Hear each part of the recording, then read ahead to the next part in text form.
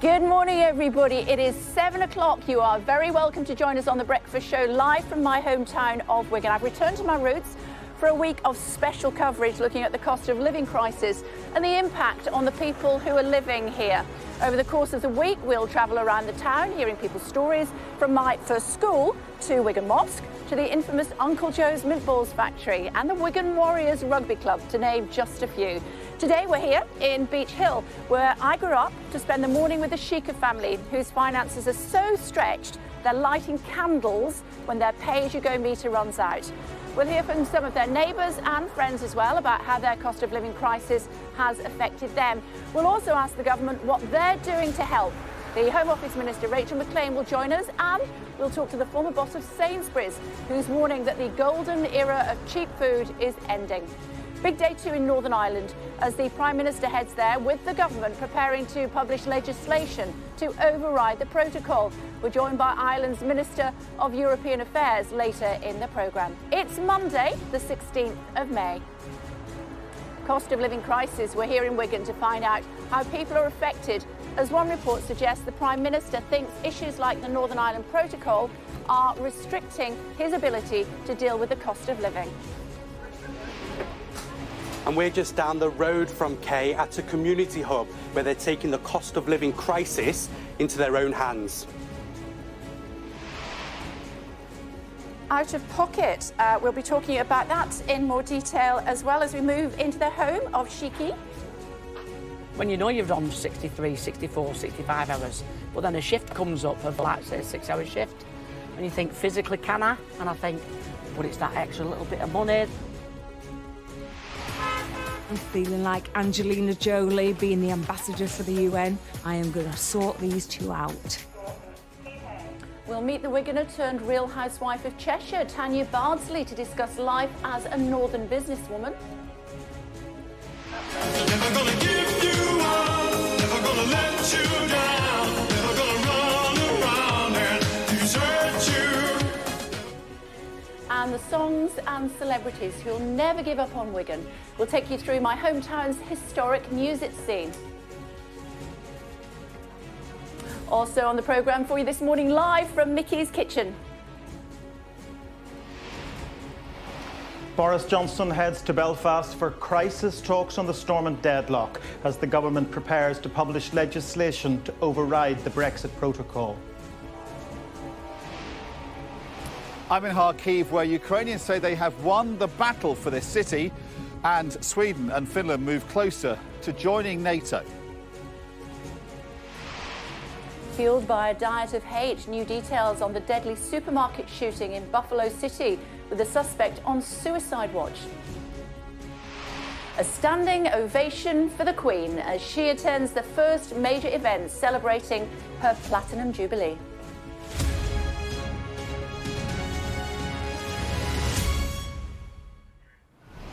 Good morning, everybody. Live from Wigan, we are going to be here throughout the week. The UK is in the grip of an ever-worsening cost of living crisis. Inflation is soaring and forecast to rise again this week, putting household finances under severe strain. This week, I'm in Wigan to find out how people are coping in this northwest town, my hometown. I'm here with Shiki and her family, Mickey, who works as a childminder, and her children, Zara and Kanechi, who are struggling with their bills. When their pay-as-you-go meter runs out, Mickey lights candles, and school meals, she says, are a luxury. Let's take you through our week and where we are going. Today, we're in Beach Hill, where I grew up on the council estate here, and tomorrow we'll be heading a short way over to Beach Hill Community Primary School, my first school, where we'll be joining their breakfast club and hearing from children, parents and teachers, plus the Mayor of Greater Manchester, Andy Burnham. Then on Wednesday morning, we'll be at the Brick, which is a local food hub, providing for those who are struggling most with their rising food prices. And then on Thursday morning, we'll be in a family-run bakery, taking a look at how local businesses are coping. Today, we are, as I said, in Beach Hill, where I grew up. These pictures, hopefully we can see them from the drone where we're showing the council estate. I know it so well. I've taken a trip down memory lane as well, quite literally, to revisit the places that shaped my upbringing in Wigan, some of which are struggling now more than ever before. We're on the road all this week. We are in my hometown of Wigan to find out the cost of living crisis and the impact that it's having on the good people of this northwest town. Where these houses are, this used to be a pub called the Beech Tree. My mum used to work there behind the bar to raise a few quid when Dad lost his job for a while, and my sister and I had to get free school meals. Inzi's going to be with me all week. We're going to the school, aren't we? Beech Hill Primary School. We are. Welcome home. Beech Hill Primary School still struggling in terms of free school meals. A lot of children there, 40% of them currently on free school meals. And Wigan as a whole, more free school meals here now for children than 5 years ago, down to the cost of living crisis. Wow. That used to be my old house, the first house I lived in, and I lived there until I was about 15. Memories of this street? Well, down the middle of the road here, we used to play hopscotch, and then you see where the curbs are either side. We used to play Kirby, so you used to throw the ball and see if you could hit the ball and send it back again. And then when I was 15, 16, just about to do my O-levels, we moved just around the corner to Beech Grove.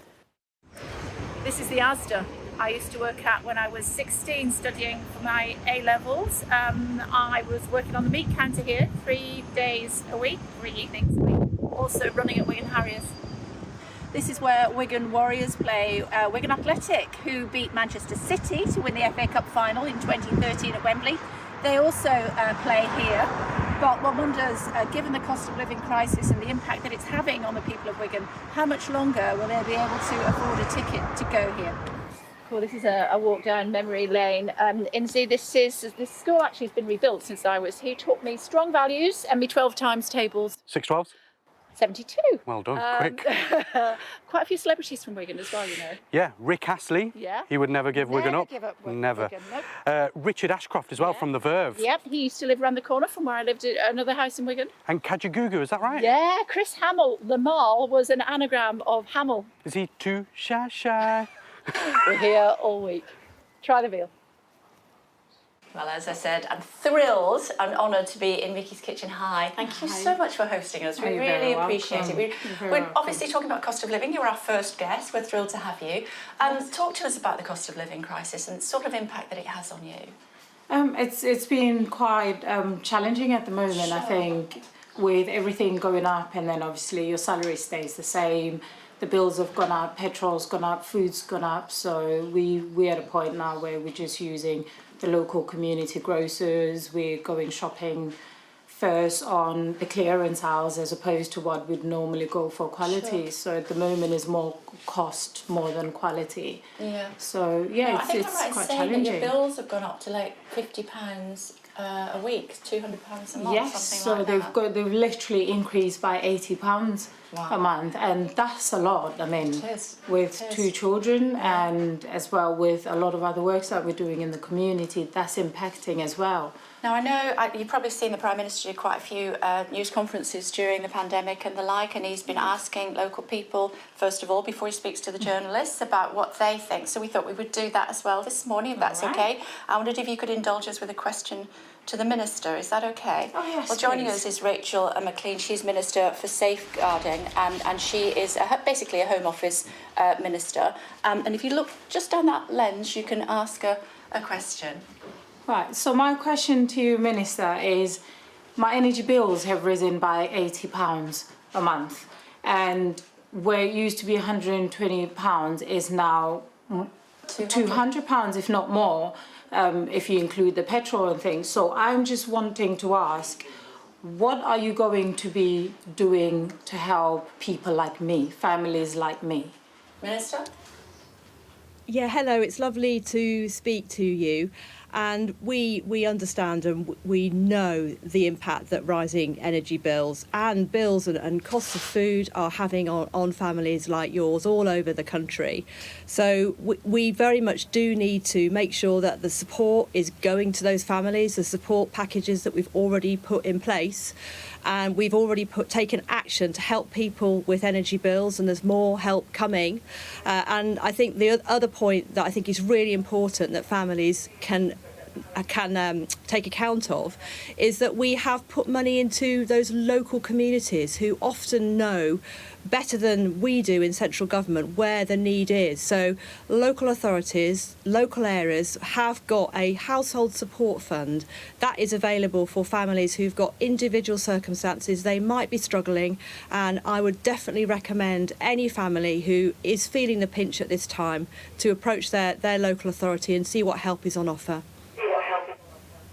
Do you want to ask for a follow-up? Yeah, with what you've just mentioned now, with help for families that's available within the local council, I also happen to work with families from communities experiencing inequalities.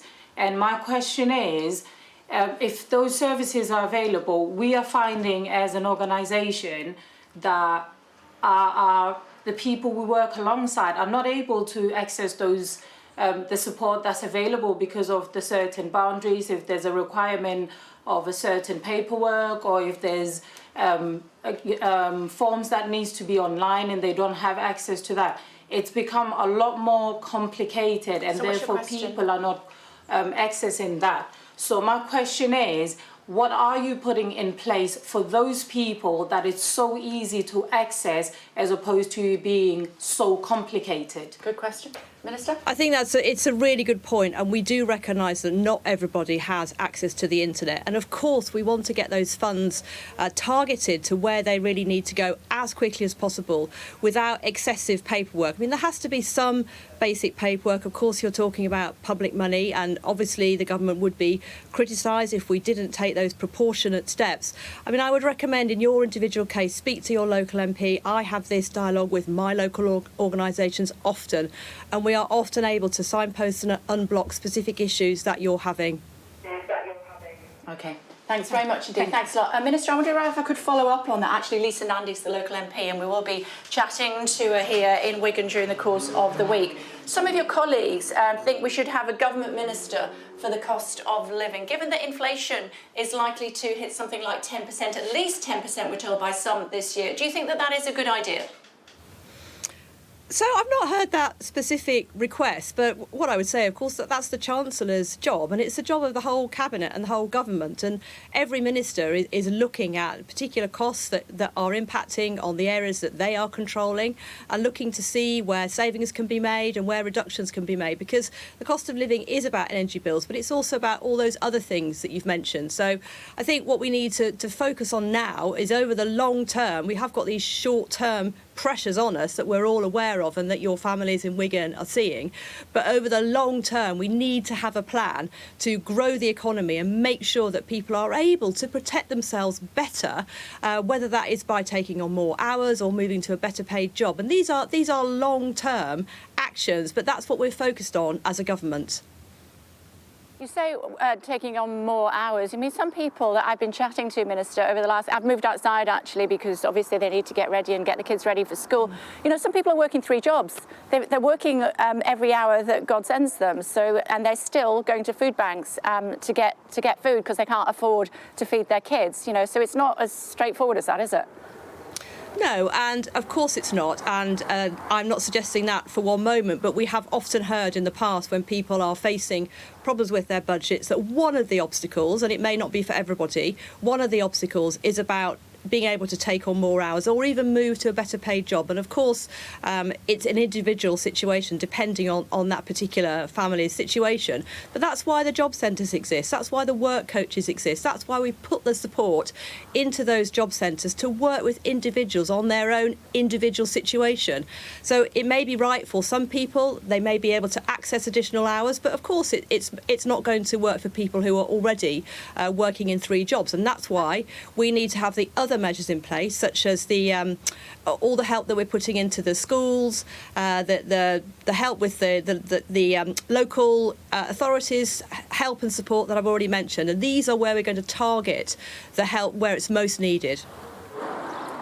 I'm reading in my Telegraph this morning that your boss, the Prime Minister, is heading to Northern Ireland today, and he is blaming the Northern Ireland Protocol on the cost of living crisis. How so?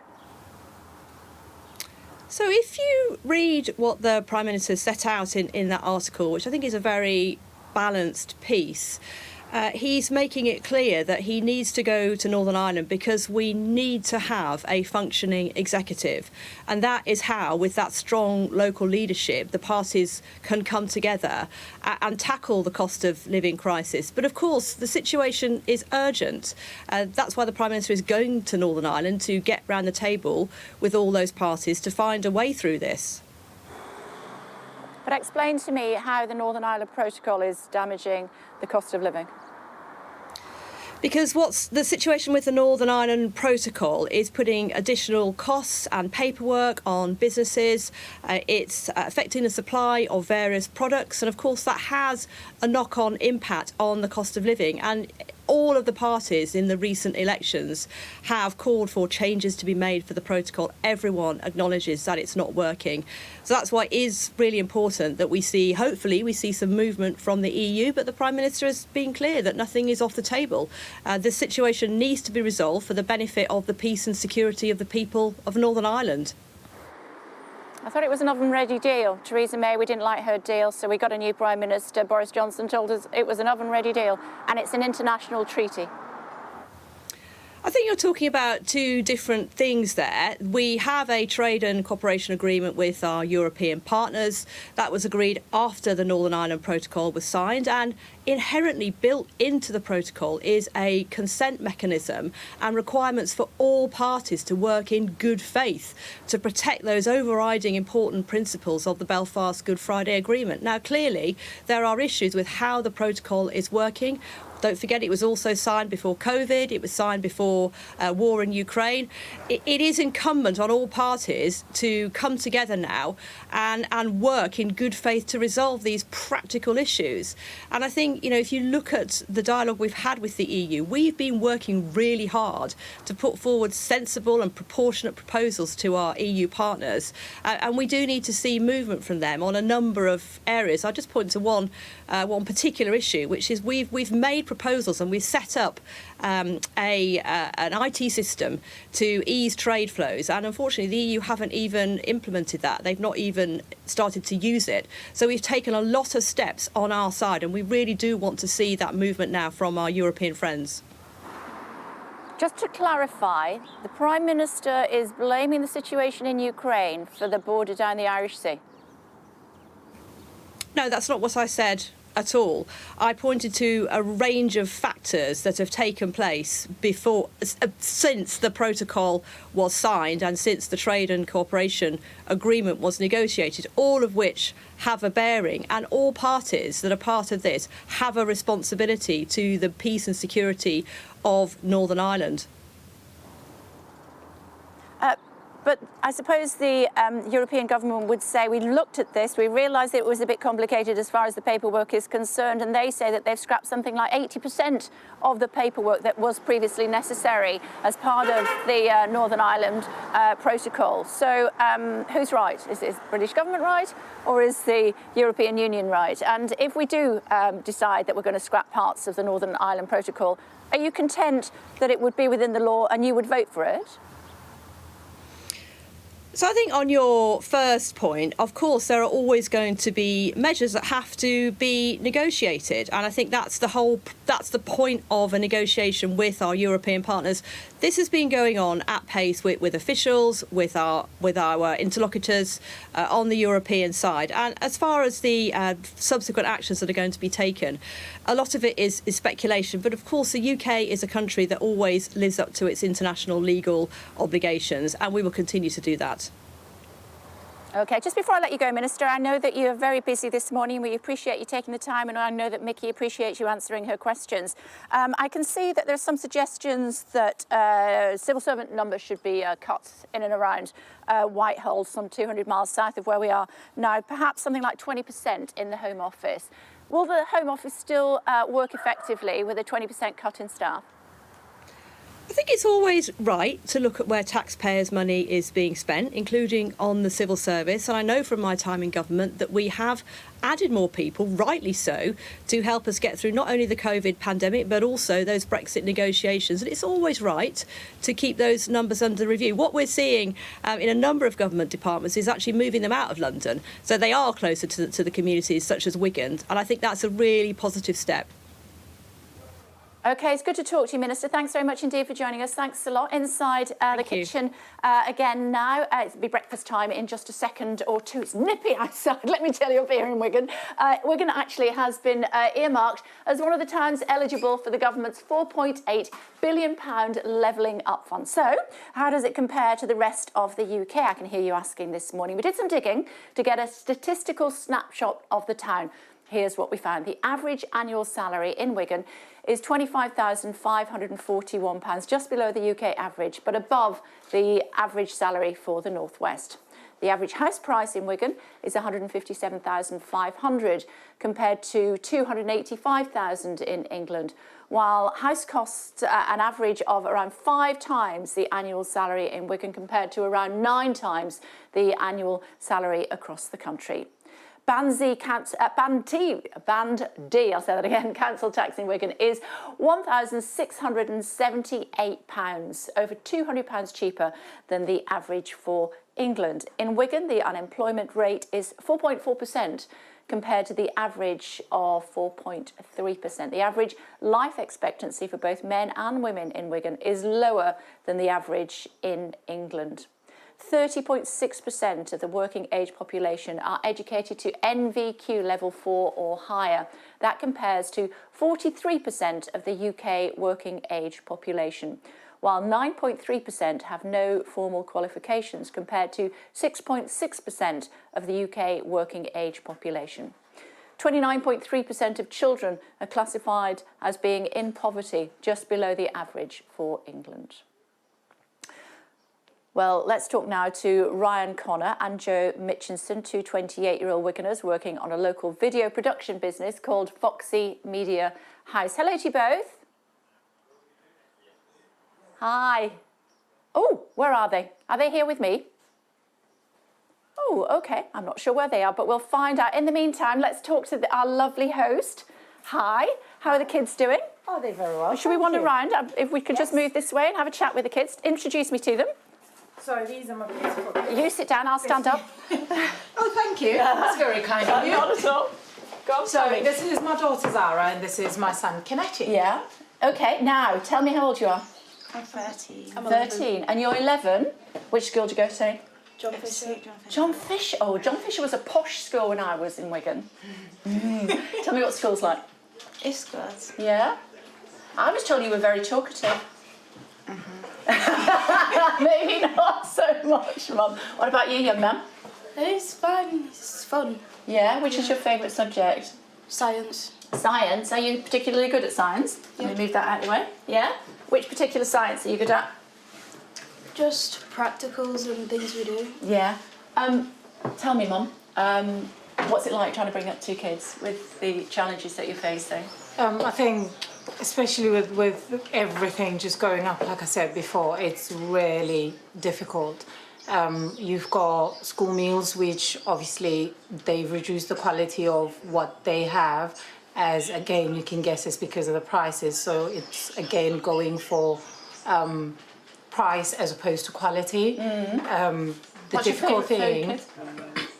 food, I don't really have a favourite. You don't have a favourite food? Not like fish and chips or anything? It's always like this, Mum, trust me, don't worry about it. What do you find that you tend to be able to cook? I think we just turn to make out a meal with whatever it is that we can get from the community grocery that we use. And I think the big thing as well is because our meals are so culturally diverse, we can't just use things like tins where it's probably easier, maybe even cheaper. Yeah. So you find it that it's whatever we find on the shelf in terms of fresh fruit, fresh vegetables, and obviously meat's quite expensive at the moment as well. So we just try and make out a meal from whatever it is that we can have, and just fingers crossed that they like it. School meals or what's the Yeah, deal with they're school good. meals? They're good, are they? Fantastic. And packed lunches as well, Mum? Would you manage with that? No, actually, we pay for school meals. Do you? So, yeah, they prefer school meals, and if not, sometimes they'll make their own. Yeah. So, what time's school? It's at 8:45. Oh, okay, so I'm going to have to let you go in a minute. Yeah. It's a bit weird, isn't it, with all these camera people all around you? I know. I'm fasting all morning today. It's just running up and down, isn't it? Fantastic. I'm loving your hair as well. Looks great. We'll be back chatting to you again in a minute, if that's okay. But I just want to bring in Inzi Rashid, who is one of my colleagues who's also in Wigan, to talk in a bit more detail about the fact that almost a third of children in Wigan are said to be in poverty. Thankfully, you kids, your mum manages to put food in your belly every day, which is great. Inzi is standing by for us this morning. Inzi, where are you? Tell us more. Morning, Kay. Just down the road from where you are, we're at Fairclempt Community Hub, an incredible place that we've walked into this morning, mainly a shop which provides food for many people struggling, particularly now through the cost of living crisis. Fairclempt, what does that mean in Wiganese? It means that very hungry, and that's the name that the Community Hub has picked here to serve people right across this town who is struggling and has struggled for a while, but particularly now because of the cost of living crisis. I want to bring in Katie, who's the director here. Katie, what an incredible place you've got. Just tell us a bit about the Community Hub and the shop you've got here at Fairclempt. One of the things I just want to say is not only does it mean very hungry, it also means overcome with emotion, which is how we feel when we're having to deal with people in the community who are struggling, and it's how we feel when we see so much food going to waste every day. So what happens here is we save edible waste from going to landfill. We bring it in and we make it available to the community. We put it at a fraction of the cost that it will be in the supermarket, and it just gives people a chance to get something for next to nothing. In terms of what you offer here for people, you know, how does this system work? How do people come in here and kind of make things happen? So what happens is they sign up, and it's a membership scheme. They come in, they can get 5 portions of fruit and veg for £1. They can have any portions that they like, and then everything else works on a sticker system. So they build their shopping around the sticker system. We've reduced it so they can spend a minimum of £1, but they can spend as much as they want in our shop. And Katie, how important is it right now for the community, particularly here in Wigan, to access something like this through the times that people are going through? People are really struggling, and I think that food just helps with that issue. So if they can get the food cheaper than what they would do in a general supermarket, then they can save that money to pay for other things like the rising in fuel costs, which is important at the moment. People still need to be able to wash the clothes, cook the food, and they need to be able to heat the homes when it's cold. What are you finding? You know, you've been here for 8 years, but you've adapted a lot over the last 8 years. And what are you finding right now? Are you seeing people struggling now more than ever? Yeah, I'm seeing more people coming through the doors on a daily basis. I'm seeing people really struggling and having to swallow the pride to come here. And I'm seeing people spending less. And I think when you see people just scraping together £1 to buy the fruit and vegetables, you know there's an issue. Katie, thank you. You're doing an amazing job in the shop. We're going to see more facilities that Fairclempt have here, including kind of a cafe around the corner, a kitchen where they're going to be training people to cook and how they can use their kitchen facilities efficiently. But obviously an area which is really assisting people at a time where they need it the most, and a community project which is really on the front line when it comes to tackling the cost of living crisis here in Wigan, Kay. Okay, Inzi, for now, thanks so much indeed. I found them. Here's Ryan and here's Joe, 28-year-old Wiganers, working on a local video production business called Voxy Media House. Hi, guys. Good Hello. to see you. I'm glad I found you. Tell me about the business. Yeah, so we set up during the first lockdown. As a tough. Film production company. Yeah, very tough. And we both lost. Well, couldn't be employed anymore because of how difficult the times were with COVID, and when our backs was against the wall, we thought, right, we've been talking about it for years, let's do it. So we set up Voxy Media House. Within 12 months of us starting up, we had our first national campaign and our first TV commercial, and we've sort of just gone from strength to strength, really. We're currently working on building a film and TV studio in the middle of Wigan. It's going to be specialised in sort of green screen production. We've got a big infinity wall and editing suite, and yeah, everything's looking really promising. It's, how difficult has it been, Joe, setting up during this period? Difficult, I think, because, well, starting up a business, I think you have to be prepared to go 12 to 24 months without getting a single penny. Yeah. So I had savings like everyone does, well, some people do, and I had to kind of just blow it all and try and get this going. Sure. But it is what it is. Still at home with your parents? I am, I'm still at home at the minute. I'm currently living in a one-bedroom bedsit. Every penny I have just goes straight into this business. Yeah. We've had to completely cut back on absolutely everything. I'm living off literally like sometimes £3 to £2 a day on food, like that's just on food and stuff. And how but I know it difficult won't do you last find forever. that to do? Honestly, we're kind of people who like to adapt to situations. Yeah. So if anything negative, in any negative situation, we'll try and take the positive from it. So, for example, have to cut back and do all that kind of stuff. Were you entitled to any grants or anything? I wasn't, not a penny. No. Nothing, Why was no. that?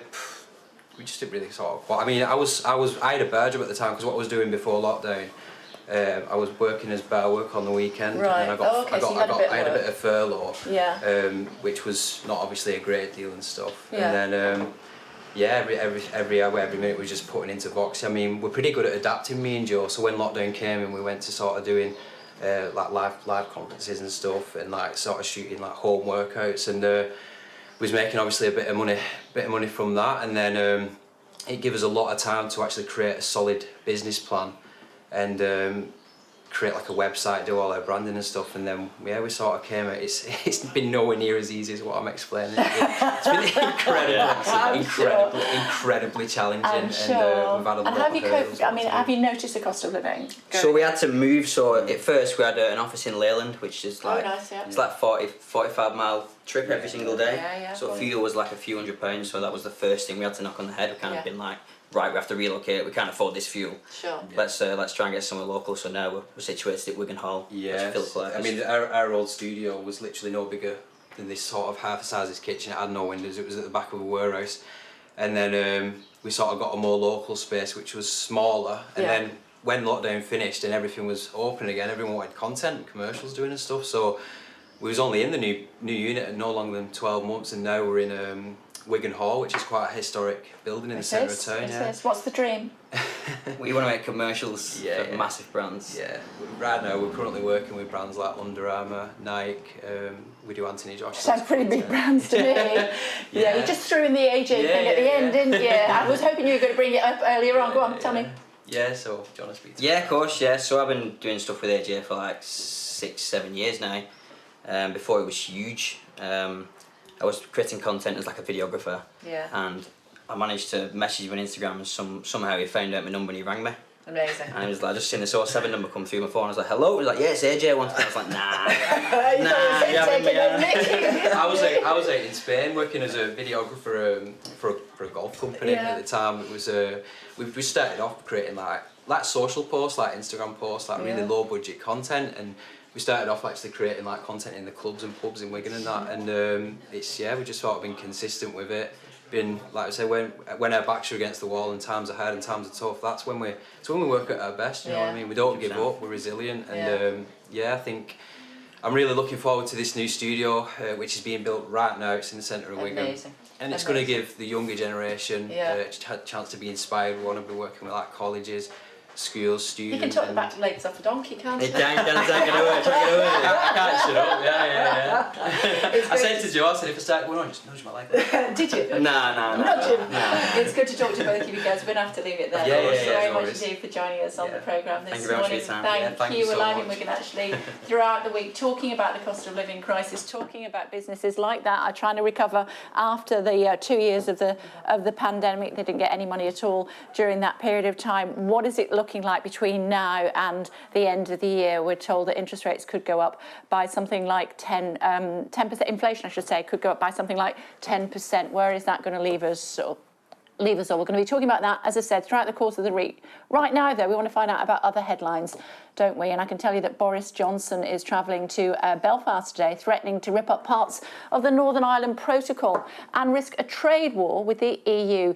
Our senior Ireland correspondent, David Blevins, has more for us. David, good morning to you. Good morning, Kay. From Belfast, a city, of course, that would have much in common with Wigan in terms of the cost of living crisis, and a city that desperately needs a new government. That's really why the Prime Minister is coming, to try and see the deadlock at Stormont broken. He has written a lengthy opinion piece in this morning's Belfast Telegraph. There are three daily newspapers here, one unionist, one nationalist. The Belfast Telegraph falls somewhere in the middle, and that's where he's chosen to make an appeal. Really, he talks about three things. Firstly, the need for the parties to get back into the government. The only one refusing to do that right now is the DUP, so that's clearly aimed at them. He is repeating the warning that the government's prepared to take unilateral action over the Brexit protocol. In other words, to strip away elements of the treaty it signed with the EU to try and avoid a border on this island. And thirdly, and I think this is the most interesting part, he talks about a potential landing zone. That's exactly the same language being used by the Irish Foreign Minister Simon Coveney, and it suggests that the UK government and the EU have not given up hope of some kind of agreed solution to this problem without perhaps the government having to go as far as to effectively tear up the Brexit deal it did with the EU. OK, David, for now, thanks very much indeed. Moved outside again so the family can get on with their business. I also want to bring you other news and tell you that Sweden's Parliament will hold a debate later on today over NATO membership, is what I'm being told. Yesterday, its governing party confirmed its support for joining the military alliance along with Finland. Meanwhile, on the ground in Ukraine, Russian troops have been forced out of the second city of Kharkiv. Our international affairs editor, Dominic Waghorn, is in Kharkiv for us this morning. Hi, Dominic. Good morning to you. Explain more to us about what's happening there. Yeah, hi, Kay. Well, it's big news this morning because the governor of this region says that Ukrainian troops have now got right up to the border with Russia. So they have pushed Russian troops right out of the area around Kharkiv. That's very significant for this war.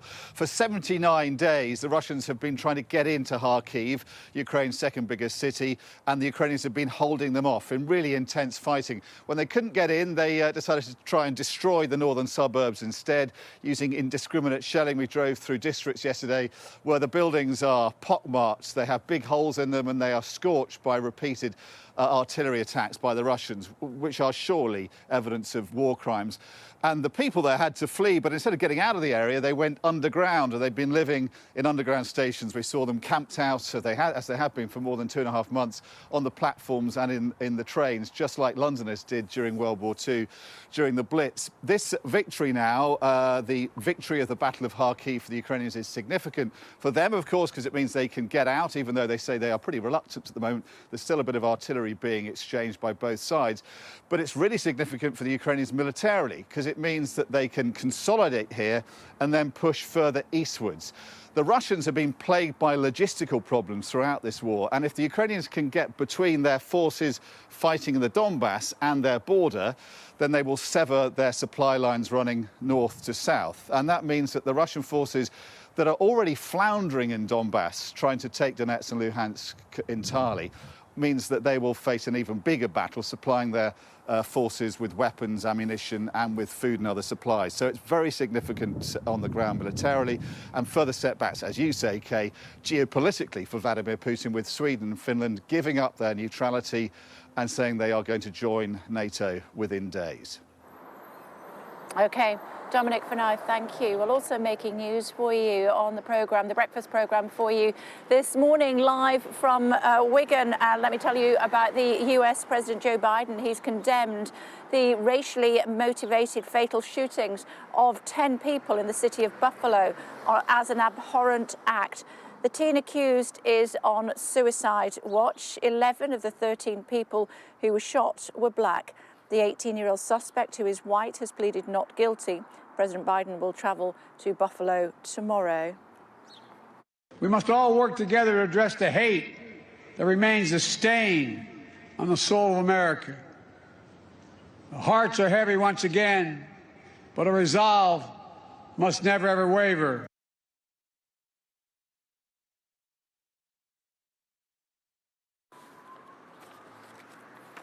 Let me also tell you about the Queen. We saw her yesterday, didn't we? How fabulous did she look? She is attending the final night of an equestrian extravaganza. I'm going to have a run at that very slowly to celebrate her Platinum Jubilee. Just let that vehicle go past. Her Majesty was met with a standing ovation as she arrived at the Royal Windsor Horse Show. Catherine Jenkins and Dame Helen Mirren were among those performing at what was the first major event marking the Queen's 70-year reign.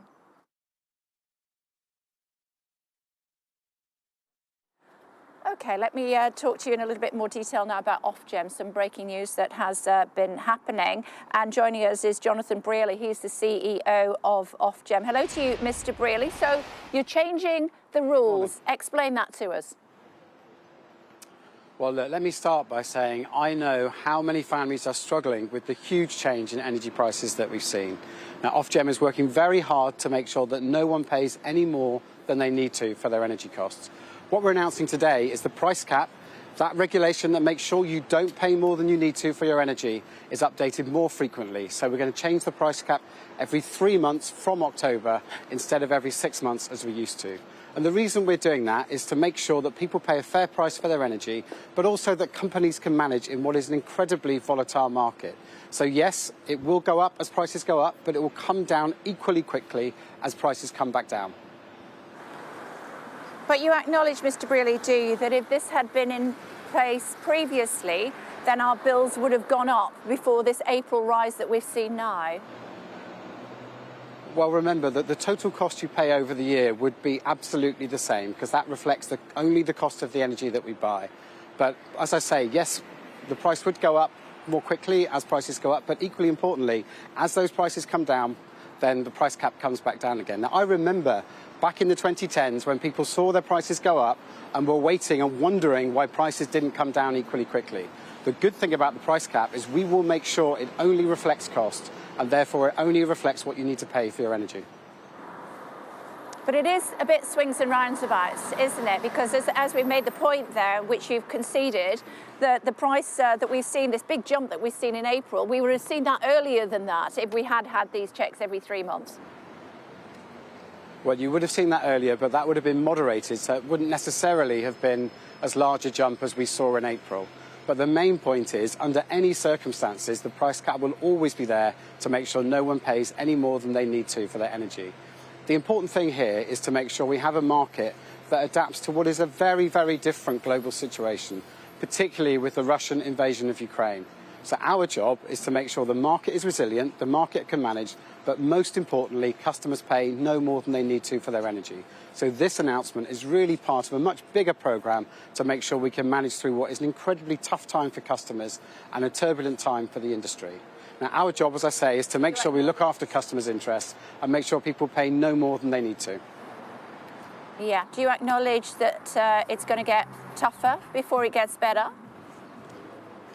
Well, look, unfortunately, and I've said this publicly on a number of occasions now, with the Russian invasion of Ukraine, we are seeing a sustained increase, a further increase in gas prices. So the difficult news I have, it is likely in October that prices will go up again. But what we will do is we will make sure you pay no more than the cost that you need to for your energy. And we're not going back to the bad old days where unfair profits were charged by the retailers on top of that. So is that a yes? Things are going to get worse before they get better? So yes, things are going to get tougher as far as we can see. It's not certain. The market is changing dramatically, almost day by day. But we have to warn customers to expect further price rises in October. We're at Mickey's house today. I don't know if you've managed to watch any of the programme, Mr. Beardsley. I'm sure you're very busy. She has a prepayment meter. When that runs out, she has to light candles to try to light the house. What would your advice be to her and other people who are living here in Wigan? Look, I know this is an incredibly tough time for customers, and I talk to customers almost every week to make sure I do understand what people are going through. Our advice is simple. Please do proactively get in touch with your energy company. There is help, advice and support that's available. There are amazing organisations who can support you through this difficult time, help you understand how to manage your energy bills and really help you through what is an unprecedented set of circumstances. So get in touch with your company, get access to all the support that's available and make sure you get the advice that you need. We also say to families, look, if you are facing trouble with your energy bills, you may want wider financial advice to make sure you can manage all of the different issues around the cost of living so far. But to emphasise, we know this is difficult for families, we know this is difficult for customers. We're doing everything we can to make sure that you pay a fair price for your energy. OK, it's good to talk to you. Thank you very much indeed for joining us on the programme this morning. We are in Wigan this morning and a little bit earlier on today, Mickey, who is hosting us in her home, there she is. Hey, Mickey. Chatting to some of our previous guests as well. We gave her the opportunity to chat to the Minister this morning and this is what she asked him. My question to you, Minister, is my energy bills have risen by £80 a month and where it used to be £120 is now £200, if not more, if you include the petrol and things. So I'm just wanting to ask, what are you going to be doing to help people like me, families like me? Minister? Yeah, hello, it's lovely to speak to you.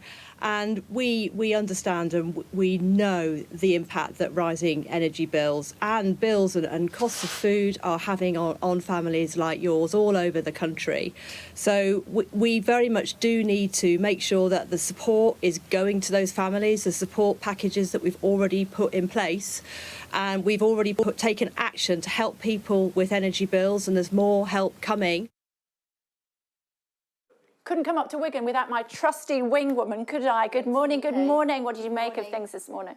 Well, very interesting from the Minister, you know, being directly grilled on what do you do if your energy bill has gone up by £80 a month. The government talk about all the support they're giving people, for example, a rebate on the council tax of £150.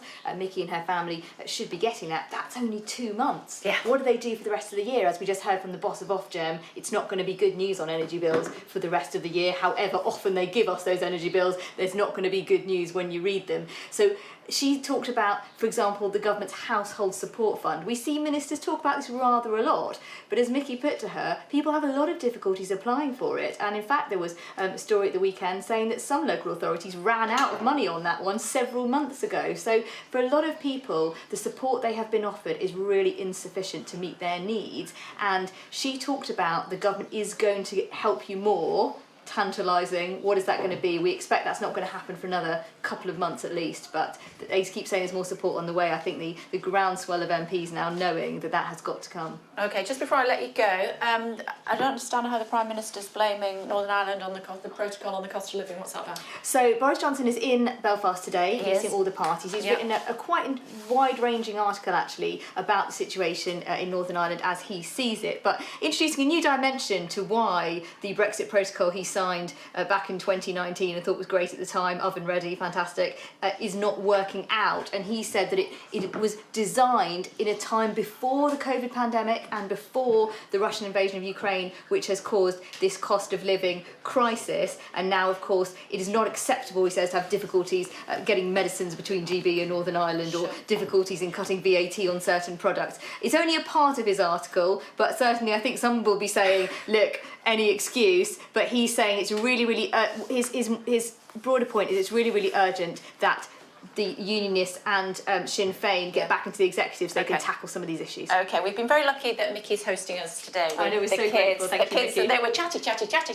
As soon as they get on camera, not interested at all. But what we do want to do now, and I'm privileged to be able to talk to Paul and Carol Barber. And Paul and Carol used to do live in the first house that I bought when I lived in Wigan once I got married. Hi, Paul and Carol.